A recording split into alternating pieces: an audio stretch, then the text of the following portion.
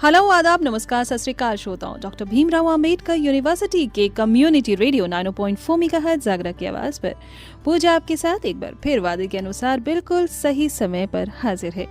और आज फिर हम लेकर आए हैं आपके लिए एक वही स्पेशल प्रोग्राम कोविड-19 से जुड़ा हुआ, जो कि युवा, यूनिसेफ और कम्युनिटी रेडियो एसोसिएशन के सहयोग से उनके साथ जुड़कर हम यानी डॉक्टर भीमराव अंबेडकर विश्वविद्यालय का ये सामुदायिक रेडियो स्टेशन आपके लिए यंग वॉरियर मूवमेंट सीरीज के दौरान लेकर आया है। जी हाँ, इस स्पेशल प्रोग्राम में हम कोविड-19 के अलग अलग टॉपिक्स पर आपसे बात करते हैं, एक्सपर्ट से बात करते हैं, आपके साथ जोड़ते हैं, यानी हमारे कुछ जो युवा श्रोता हैं जिन्होंने यंग वॉरियर की अहम भूमिका निभाई है, उनको सम्मानित करते हैं, उनको अप्रिशिएट करते हैं, उनको आपसे रूबरू कराते हैं।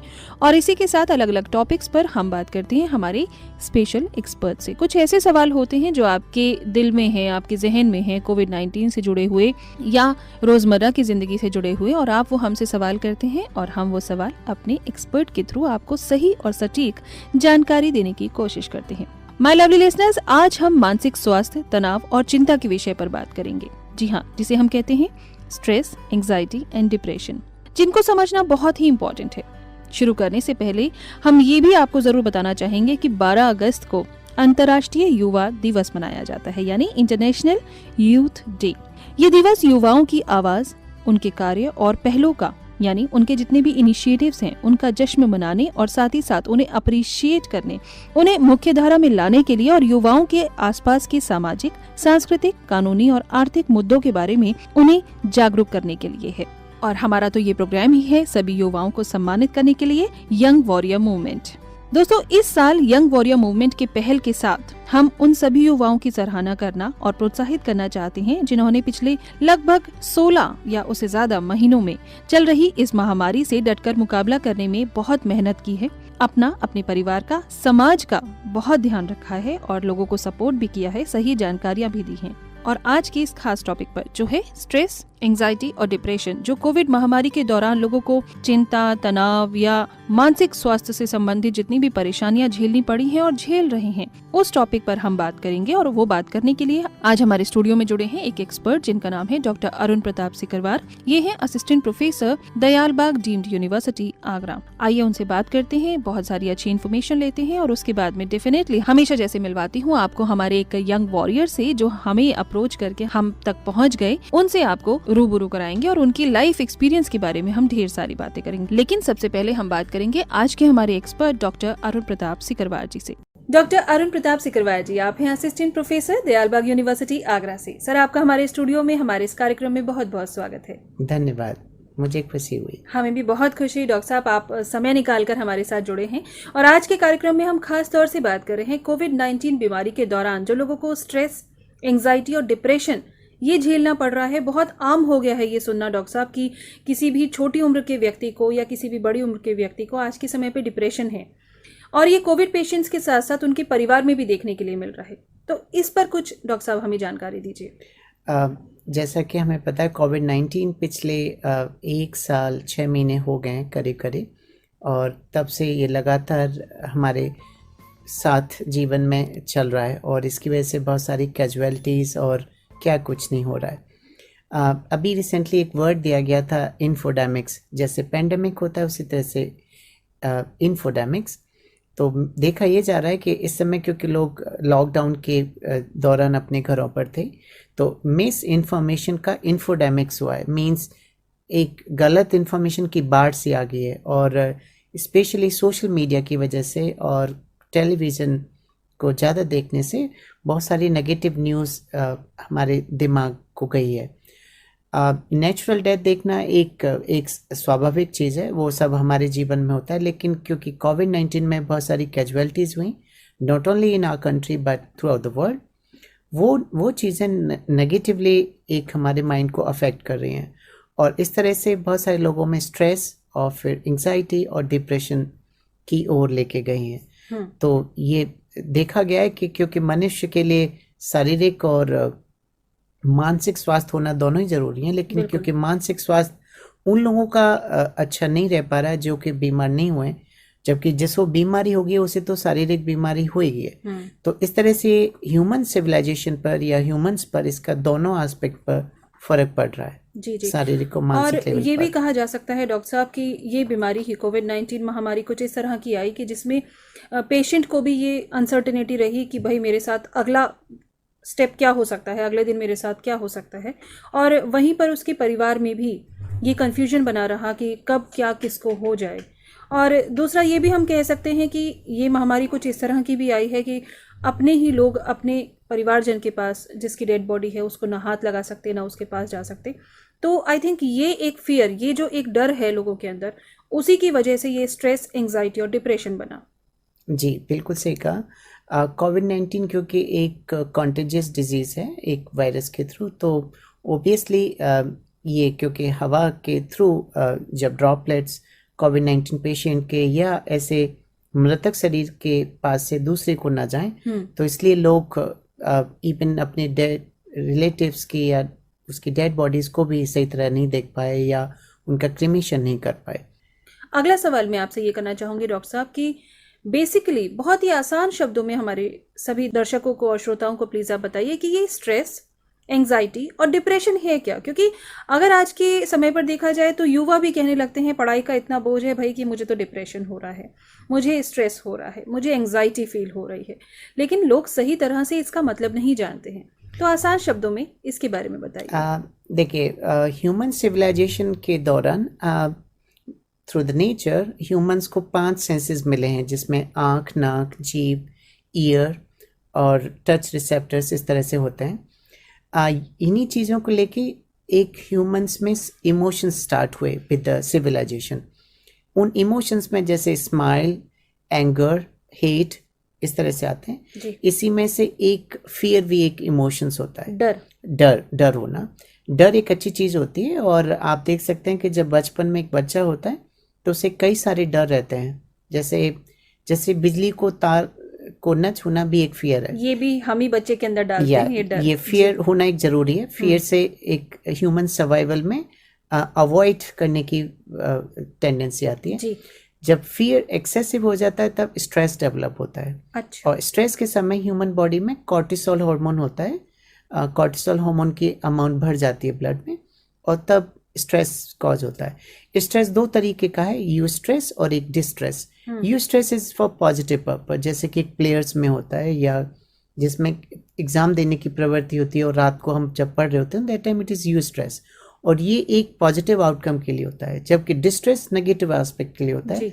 तब हम ईल्ड अपॉन कर देते हैं और तब हम उसके बोझ के तले गिर जाते हैं। डिस्ट्रेस जैसे अगर हम सोचे कि हम इस समय यहाँ बैठे हैं और हे भगवान ये छत ना गिर जाए, तो ये हमारा that is anxiety. That is actually ये स्ट्रेस के नेक्स्ट लेवल का एंग्जाइटी है। एंग्जाइटी तब डेवलप होती है जब कि कोई चीज आपके आसपास है ही नहीं, एग्जिस्ट ही नहीं करती है, फिर भी आप अननेसेसरली और अनइम्पोर्टेंटली उसके बारे में सोच रहे होते हैं। जैसे इमेजिनेशन के थ्रू आप सोच रहे हैं ऐसा, और वो भी नेगेटिव एस्पेक्ट, जैसे कि छत गिर जाए या मैं शॉर्ट सर्किट हो जाए, कुछ भी जो कि नेगेटिव एस्पेक्ट में, या आप एग्जाम दे रहे हैं और फिर कहें कि हम एग्जाम में फेल हो जाएं, that is anxiety.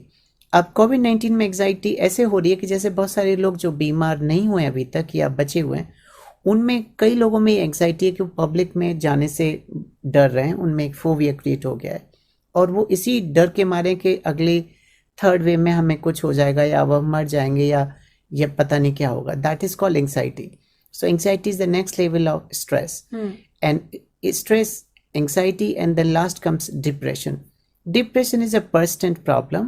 Depression lead to the physical ailment in the body. तब जैसे कोई व्यक्ति खाना पीना छोड़ देता है या वो डे टाइम स्लीपीनेस फिनोमेना जिसमें दिन में सोते हैं, ज्यादा सोने लगता है, या फिर रात को हाइपरसोमनिया जिसमें सोता ही रहता है व्यक्ति। अच्छा। उसको भूख नहीं लगती, वो किसी से बातें भी नहीं करता है, दैट पर्सन रिमेन अलूफ और किसी से कोई चीज़ शेयर नहीं करता, डॉक्टर से जाने के लिए डरता है, फैमिली मेम्बर्स को कोऑपरेट नहीं करता, that time it's called depression situation. So stress is okay, like stress बिना डॉक्टर के भी आप रह सकते हैं, लेकिन एंग्जाइटी एंड डिप्रेशन के लिए person should go to psychologist और साइकियाट्रिस्ट। जी। डॉक्टर साहब, तनाव की वजह से ही एंग्जाइटी होती है, एंग्जाइटी से आगे बढ़ के हम डिप्रेशन की ओर जाते हैं, जिससे हमें और भी शारीरिक बीमारी जैसे कि हाई ब्लड प्रेशर, माइग्रेन या इस तरह की समस्याएं, या फिर नींद ना आना, इस तरह की समस्याएं भी फेस करनी पड़ती है? जी। जी। जब डिप्रेशन का केस हो जाता है, सपोज कोई व्यक्ति लगातार पर्सटेंटली डिप्रेशन सिचुएशन में, और अभी कोविड में बहुत सारे रिसर्च आर्टिकल्स आ रहे हैं और इसमें क्लियर बताया गया कि जब से कोविड स्टार्ट हुआ है ये डिप्रेशन एंग्जाइटी वाले केसेस बहुत बढ़े हुए हैं जी। और मानसिक रोगी इतने ज़्यादा नंबर में कि वो डॉक्टर्स बता सकते हैं उनके पास बहुत सारे पेशेंट आ रहे हैं और लोग डरे हुए हैं। ये जो दोनों चीज़ें हैं, क्योंकि ये एक बियॉन्ड लेवल के थ्रू एक ओवरकम कर देती हैं और ये इससे आउटपुट ह्यूमंस का गिर जाता है। तो इस तरह से मानसिक स्वास्थ्य के लिए एक मानसिक चिकित्सक के पास जाना जरूरी है। अगला सवाल मैं आपसे यही करना चाह रही थी डॉक्टर साहब कि जो भी लोग स्ट्रेस, एंजाइटी और डिप्रेशन के शिकार हो चुके हैं, चाहे वो कोविड के पेशेंट्स रहे हों या ना रहे हों, उनके परिवारजन हों, जो भी इस तरह के पेशेंट्स हैं, उन्हें इस प्रॉब्लम से बाहर निकलने के लिए क्या करना चाहिए? स्ट्रेस यानी तनाव को कम करने के लिए क्या करना चाहिए? एंजाइटी और डिप्रेशन, चिड़चिड़ापन, अनिद्रा, इस सब को खत्म करने के लिए उन्हें क्या करना चाहिए? ओके, उसके लिए अभी बहुत सारे रिकमेंडेशन दिए गए हैं ICMR and ministry of health and family welfare. Actually हो क्या रहा है, जब से कोविड स्टार्ट हुआ है, क्योंकि लोग अपने ऑफिस नहीं जा रहे हैं या फिर वो घर से काम कर रहे हैं, तो इससे एक तो डेली रूटीन टूट गया है। जो कोविड से पहले हम मानते थे कि लाइक 9 o'clock तक ऑफिस जाना है, इतने बजे लौटना है, ये करना है, वो सभी डिस्टर्ब हो गया है। तो सबसे पहले every person should try to have some daily routine. अगर आप फॉलो करते हैं, अदरवाइज लिख के रखिए कि आपको इतने बजे जगना है, सोना है तो इतने बजे सोना है, खाना पीना कितना खाना है, ये डेली रूटीन इज़ नेसेसरी। इसके अलावा बहुत अच्छी चीज़ है कि अभी 21 जून को इंटरनेशनल योगा डे मनाया जाता है। तो योगा एंड मेडिटेशन, ये दोनों चीज़ें एक भारतीय संस्कृति में बहुत हज़ारों सालों से जुड़ी हुई है जी। ये दोनों चीज़ें भी मेंटल स्ट्रेस कम करने के लिए ज़रूरी है। Yoga is like physical exercise जिसमें कंट्रोल्ड ब्रीदिंग होता है and there is a particular pattern of posture. It's not an aerobic exercise जिसमें हम फास्ट जिम वगैरह में जाके एक्सरसाइज करते हैं। तो योगा करना चाहिए और एटलीस्ट फॉर 10 मिनट, कम से कम 10 मिनट की मेडिटेशन डेली करना चाहिए। There are several report, scientific report जिसमें कहा गया कि सिर्फ और सिर्फ 10 मिनट की मेडिटेशन, कम से कम 10 मिनट, ज़्यादा होता है तो और अच्छा है, हाफ एन आवर अगर किसी का होता है तो बहुत ही अच्छा है, इतना हम मेडिटेशन करें। Meditation is nothing but it's mindfulness in English also. Mindfulness से मतलब है कि जो हमारे सेंसेस हैं हम उन्हें कॉन्स्ट्रिक्ट करते हुए एक पॉइंट पर फोकस कर लें जी। और हम ये भूल जाएं कि दुनिया में क्या हो रहा है और सिर्फ हम कोई एक एंटिटी पर फोकस कर लें। ये आपके रिलीजन के अकॉर्डिंग आपका कोई वर्ड हो सकता है जैसे ओम या कुछ और नहीं भी तो it is mindfulness, like keep all senses focused only on one point. या फिर आप कुछ भी नहीं करते, आप एथिस्ट हैं तो आप एक दिया जला लीजिए घी का या किसी का और उस लॉ की तरफ देखिए continuously for few minutes. That also lead to the mindfulness. Mindfulness means in a human body, human brain system has a intricate system of nervous system. And nervous system is master control center of human body. ये हमारा जो brain है that controls whole body. जी। जब यही mind या brain आपके control में है तो आपकी बॉडी भी कंट्रोल में होगी। तो आप मेडिटेशन, योगा कर सकते हैं। इसके अलावा आप कुछ नॉन रूटीन एक्टिविटीज़ करें, जैसे कि कोई खेल जो इंडोर गेम ही मान लेते हैं, अगर हम बाहर नहीं जा सकते तो आप नई नई चीज़ घर में अपने परिवार के साथ खेलें। आप हो सकता है नॉन रूटीन एक्टिविटीज़, आपको अगर किचन का काम नहीं आता है तो आप कोई नई नई क्यूजिन बनाना सीखें। इसके अलावा कुछ ना कुछ म्यूजिक सुनना चाहिए हमें, कुछ नए नए शौक अगर अच्छे होते हैं।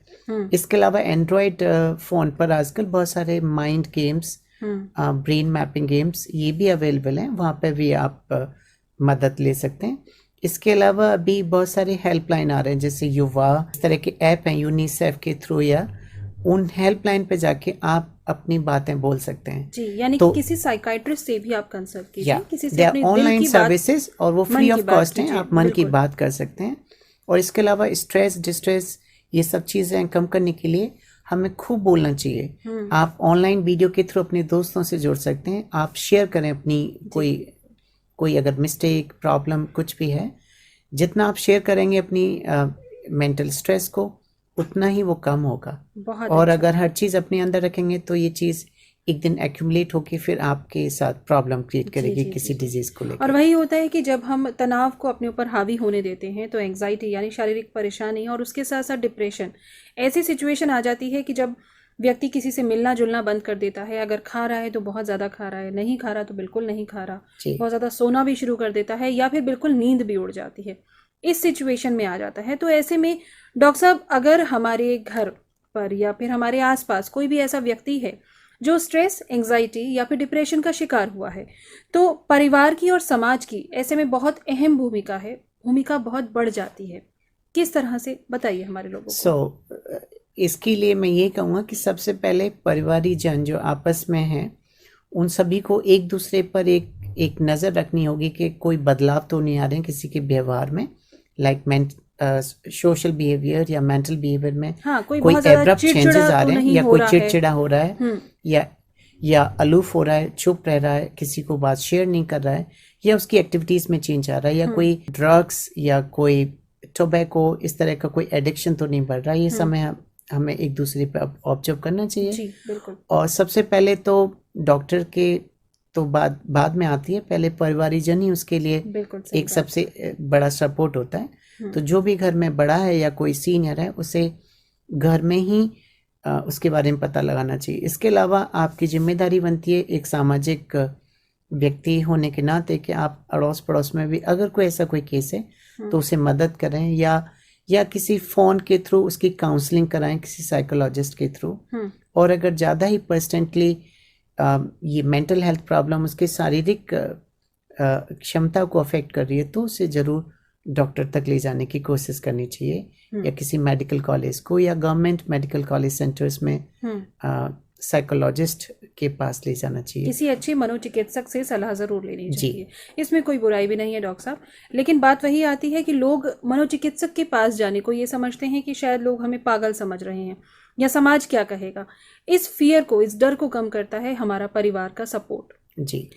ऐसे में डॉक्टर साहब अब हम बात कर रहे हैं सपोर्ट की, और कोविड-19 महामारी चल रही है, तो यूथ जो हमारा युवा है आज का, उसका भी बहुत इम्पोर्टेंट रोल है समाज को सुधारने में, समाज को आगे बढ़ाने में।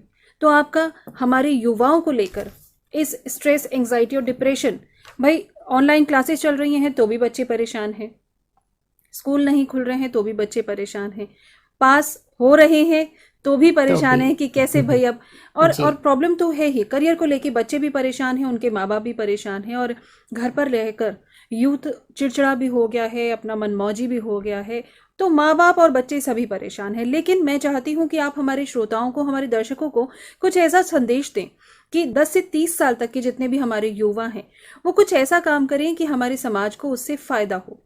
यानी कोविड-19 महामारी से कैसे आगे निकलकर बढ़ा जा सकता है, कैसे इस पर ओवरकम किया जा सकता है, तो हमारा युवा एक अच्छी पहल कर सकता है। तो क्या कहना चाहेंगे आप? वी आर फॉर्चुनेट कि हमारी कंट्री में इस समय जो मैक्सिमम पॉपुलेशन है वो इसी यूथ की है जी।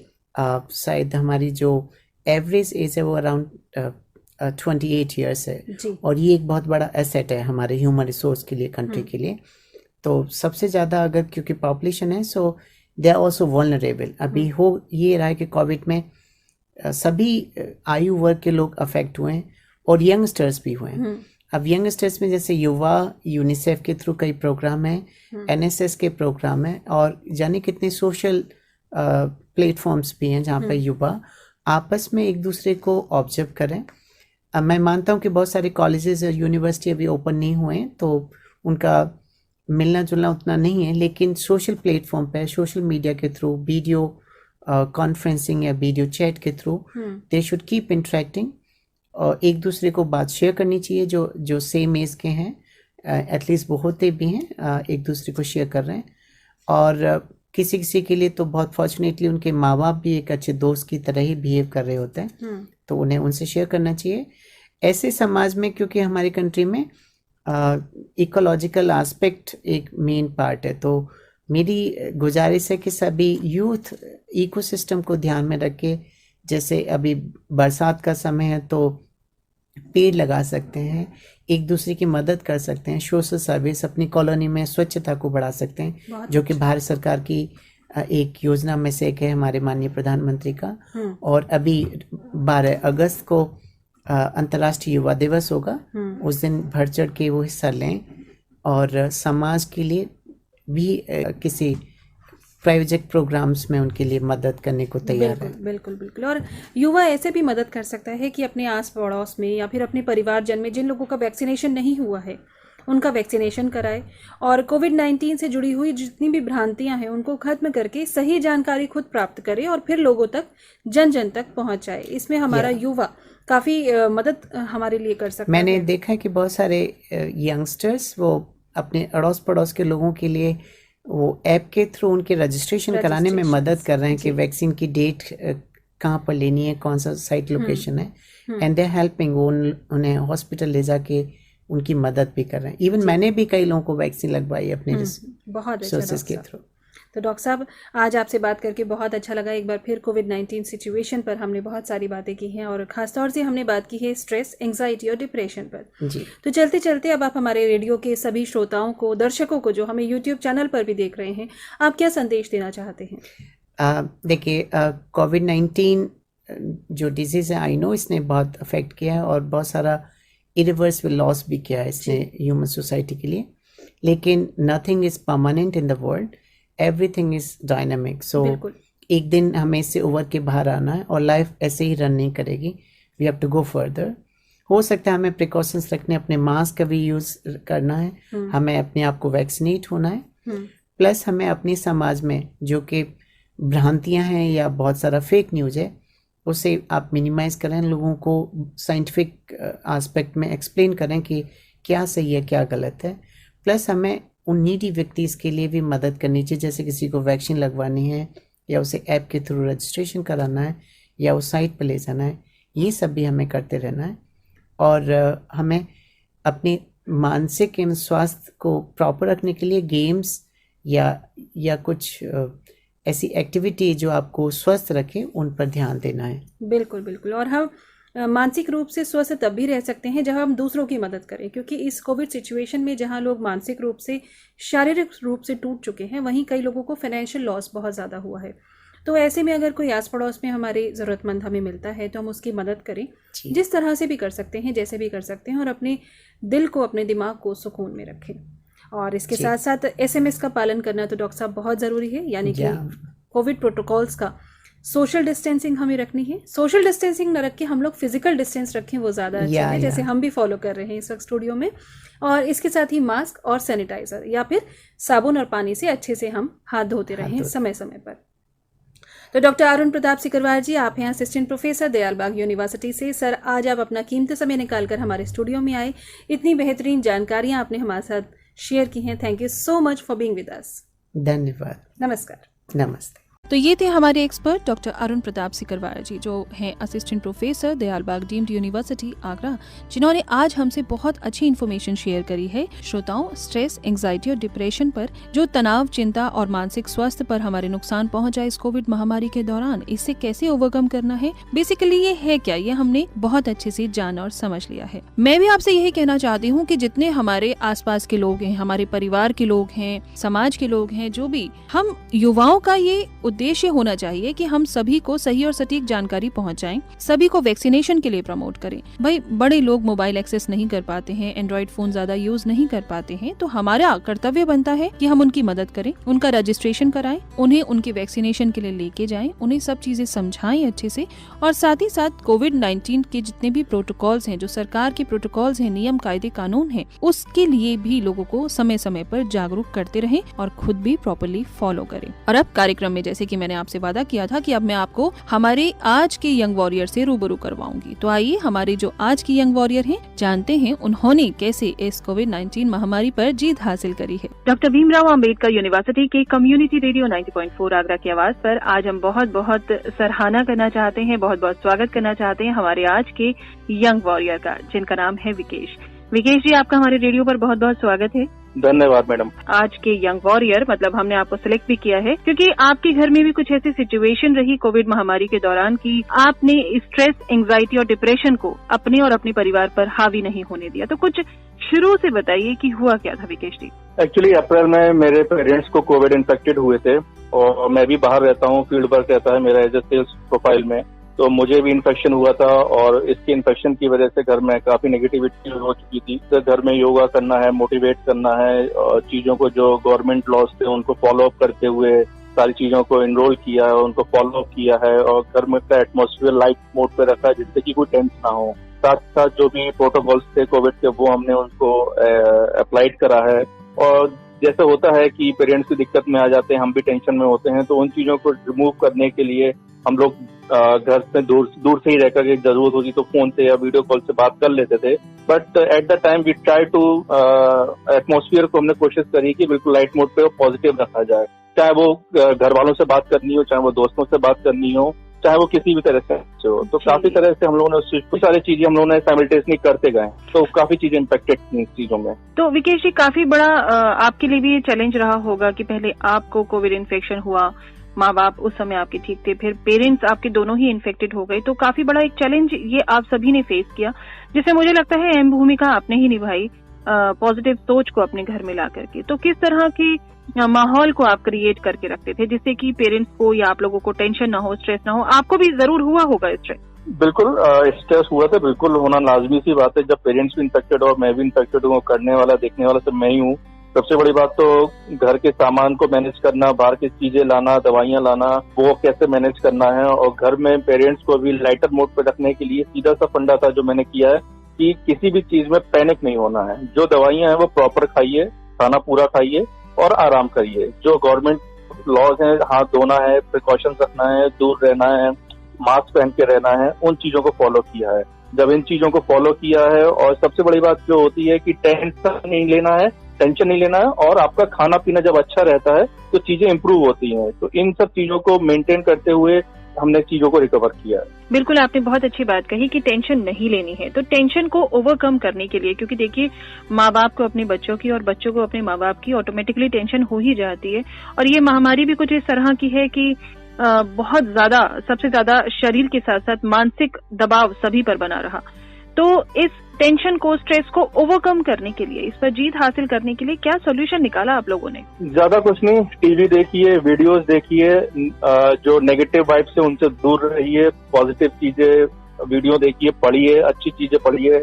यही सब चीजें होती हैं जो अकेले में आप यूज कर सकते हैं और मोटिवेट कर सकते हैं। फादर को भी मैंने कहा वीडियो यूट्यूब पे आप देखिए, अपने चैनल्स वगैरह, जो चीज पसंद हो वो देखिए। तो गाने वगैरह उनको पुराने पसंद है तो वो देखते रहते थे। मम्मी को भी इसी चीज में मैंने मोटिवेट किया। तो यही चीजें होती है, जब सेपरेशन होता है तो इन्हीं सब चीजों का सहारा लिया जाता है, टीवी का, वीडियोस का, गानों का, इन्हीं सब चीजों से मैंने कोशिश करी है। बहुत अच्छा। और इस सिचुएशन के दौरान जब आप लोग घर से बाहर नहीं निकल सकते थे, तो वहाँ उस समय पर क्या आस पड़ोसी या दोस्तों किसने आपकी मदद की सब सामान आपको प्रोवाइड कराने में? हमारे कुछ दोस्त सर्किल में थे जिन्होंने हेल्प करी है हमारी, जो कि हमारे कह सकते हैं काफी साल पुराने मित्र हैं। उनकी वाइफ है, उन्होंने भी हमारी काफी सपोर्ट करा है सब चीजों में। तो कुल मिलाकर के एक नहीं 3-4 लोग थे, उन्होंने हमारा काफी सपोर्ट करा है। घर का सामान लेके देना, फल वगैरह लेके जाना, दवाइयां देना, सारी चीजें उन्होंने पहुंचाई हैं ऑन द टाइम जब भी मैं रिक्वायरमेंट हुई। तो इन सब चीजों को मैनेज किया हमने। और साथ में जो हमारे एक आध नेबर भी थे, उन्होंने भी हमें सपोर्ट किया है। दूर से ही सारी चीजें दवाई लाके हम लोग को दे जाते थे, तो ऐसे सारी चीजें मैनेज करी हमने। जैसे भी मेरे यंग दोस्त हैं, उन्होंने मेरे साथ काफी सपोर्ट किया है। वो लोग जरा टेंशन नहीं लेते हैं और फुल डेडिकेशन के साथ में सपोर्ट करते हैं। मेरे कॉलेज के फ्रेंड्स हैं, मेरे कलीग्स हैं, तो वो सब उन्होंने सपोर्ट किया मेरे साथ में। जी। तो बहुत अच्छा लगा विकेश जी आपके बारे में जान के, और आज हम आपको बहुत बहुत धन्यवाद करना चाहेंगे, सराहना आपकी करना चाहेंगे, क्योंकि आज के आप हैं हमारे यंग वॉरियर। और इसके साथ साथ अब मैं चलते चलते आपसे आखिरी सवाल ये करना चाहूंगी कि आज के युवा को, आज के यंगस्टर्स को आप क्या संदेश देना चाहते हैं कि वो किन चीजों का पालन करें और लोगों को किस तरह से मोटिवेट करें, जिससे कि वो अपने साथ साथ अपने परिवार के साथ साथ समाज में भी सुधार ला सकें और इस कोविड महामारी को खत्म करने में हमारी मदद कर सकें? 3 चीजें बोलूंगा। पहले तो पॉजिटिव रहें, पेशेंस रखें और तीसरी सबसे इम्पोर्टेंट जो गवर्नमेंट के रूल्स रेगुलेशन है उनको फॉलो करें। इन 3 चीजों को अगर आप फॉलो करेंगे तो सब चीजें बेटर ही होंगी। बहुत अच्छा। आपका वैक्सीनेशन हो चुका है विकेश जी? हाँ जी, फर्स्ट डोज हो चुकी है। बहुत अच्छा। और बाकी आपके परिवार में आपने सबका वैक्सीनेशन कराया? हाँ जी, पेरेंट्स की दोनों डोज हो चुकी है, मेरी फर्स्ट डोज हुई। चलिए, बहुत अच्छा लगा आज आपसे बात करके। Thank you so much for being with us. Thank you, thanks a lot madam. तो दोस्तों, आज हम बात कर रहे हैं डॉक्टर भीमराव अंबेडकर विश्वविद्यालय की कम्युनिटी रेडियो 90.4 आगरा की आवाज के दौरान आपसे एक स्पेशल प्रोग्राम में, जो कि युवा, यूनिसेफ और कम्युनिटी रेडियो एसोसिएशन के सहयोग से हम आपके लिए लेकर आए हैं। इस स्पेशल सीरीज में हम बात कर रहे हैं अलग अलग टॉपिक्स पर जो कोविड-19 महामारी के दौरान आपको और हमें झेलनी पड़ी है, लेकिन उसके लिए प्रॉपर इन्फॉर्मेशन अगर हमारे पास होगी, जानकारी होगी, तो हम इस परेशानी से बाहर निकल सकते हैं, इससे आमना सामना कर सकते हैं। और आज के स्पेशल टॉपिक पे हमने बात करी है मानसिक स्वास्थ्य, तनाव और चिंता के विषय पर। हमारे एक्सपर्ट से बात हुई, हमारे एक यंग वॉरियर से बात हुई, जिन्होंने बिल्कुल प्रैक्टिकली आपको बताया कि किस तरह से उन्होंने इस परेशानी का डटकर मुकाबला किया, अपने परिवार को, अपने आप को संभाला। दोस्तों, हमारी सोच, हमारी भावनाएं या फिर हमारे इमोशंस, ये सब मानसिक स्वास्थ्य में गिने जाते हैं। और जब ये बदलते हैं तो अलग अलग रूप में हमें खुशी, उदासी, चिंता, घबराहट महसूस होती है। कभी कभी ये सब हमसे खुद नहीं सुलझता या हमारी सहने के दायरे से ये बाहर हो जाता है, हम लोग बहुत ज्यादा परेशान हो जाते हैं। ऐसे में हमें अगर बाहर से सहायता लेनी पड़े तो उसमें कोई शर्म नहीं होनी चाहिए। हमारे मन पर कितनी सारी चीजों का बोझ होता है, उसका प्रभाव भी पड़ता है। अब जैसे कोविड-19 के कारण हम निराश भी हुए, हम बहुत से डर में भी रहे, या फिर कई लोगों को नौकरी जाने का या सैलरी कम होने की, इस तरह की भावनाएं, इस तरह की परेशानियों का भी सामना करना पड़ा।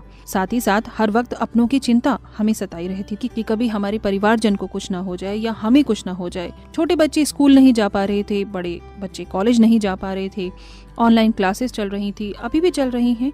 तो ये सब चीजें हमारे दिमाग पर नेगेटिव इम्पैक्ट छोड़ती हैं, और ये नेगेटिव इम्पैक्ट अगर हम पर हावी हो जाए ना, तभी होता है स्ट्रेस, एंजाइटी और डिप्रेशन। इसे हमें अपने ऊपर हावी नहीं होने देना है। हमें सिर्फ पॉजिटिव थॉट रखना है। हमें ये सोचना है कि अगर ऑनलाइन क्लासेस भी चल रही हैं तो बहुत अच्छी बात है, अच्छे से इसकी तैयारी करें, अच्छे से पढ़ाई करें, और ये एक समय है, गुजर जाएगा। अपनों का, अपने समाज का, अपने परिवार का, अपने आस पड़ोस का ख्याल रखें। जाकर नहीं मिल सकते तो वर्चुअली लोगों से मिले, यानी वीडियो कॉल के द्वारा जुड़िए, बात कीजिए। त्योहार भी हम मना सकते हैं, कई लोग ऐसा करते भी हैं, और आपस में खुशी का माहौल बना के रखिए। ये सोचिए कि ईश्वर को आपको बहुत बहुत धन्यवाद करना चाहिए कि इतनी बड़ी महामारी के दौरान आप सुरक्षित हैं, आपके आसपास के लोग सुरक्षित हैं, और साथ ही साथ हमारे परिवार के लोग भी सुरक्षित बने हुए हैं। मेडिटेशन यानी योगाभ्यास ऐसे में हमारी बहुत मदद करे, तो मेडिटेशन कीजिए, थोड़ा ही करिए जरूर, योगाभ्यास कीजिए।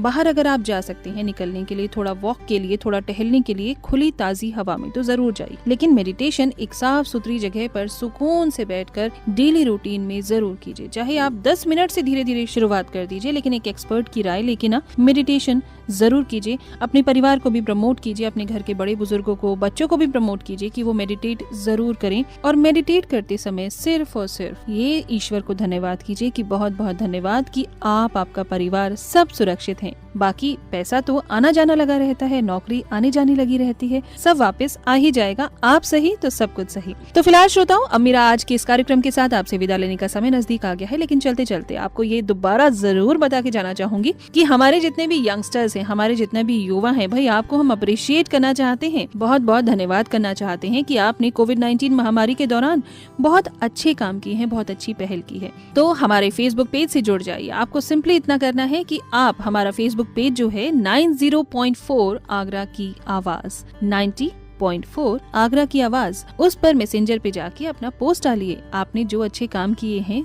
आप उसको हम तक पहुंचाइए, और हम आपको पूरे समाज तक, सब लोगों तक पहुंच जाएंगे। 90.4 आगरा की आवाज, उस पर आप लिखिए मैं हूँ #यंग वॉरियर। क्या लिखना है आपको? मैं हूँ यंग वॉरियर। फिर हम आपका सम्मान करेंगे, लोगों तक आपकी बात पहुंच जाएंगे। आपके अच्छे काम को अप्रिशिएट करना, आपके अच्छे काम की तारीफ करना बहुत जरूरी है दोस्तों, क्योंकि आप हम सभी के लिए एक मोटिवेशनल पर्सनैलिटी हैं। और मैं आपको ये दोहरा कर बताना भी चाहती हूँ कि ये स्पेशल प्रोग्राम, ये सीरीज जो हम आपके लिए कोविड-19 से जुड़ी हुई लाए हैं, ये युवा, यूनिसेफ और कम्युनिटी रेडियो एसोसिएशन के साथ जुड़कर आपके शहर का कम्युनिटी रेडियो स्टेशन 90.4 आगरा की आवाज लेकर आया है। अगले सप्ताह हम फिर से एक बार जुड़ेंगे और हम लोग फिर से बहुत अच्छी अच्छी बातें करेंगे। और अगले सप्ताह जो हम बात करने वाले हैं इस सीरीज के ही चलते, वो है सेल्फ केयर की इम्पोर्टेंस क्या है, सेल्फ केयर का क्या महत्व है। तो अगली बार इस टॉपिक पर अच्छे से तसल्ली से बात करेंगे। तब तक के लिए पूजा को दीजिए इजाजत। Bye bye and take very good care of yours.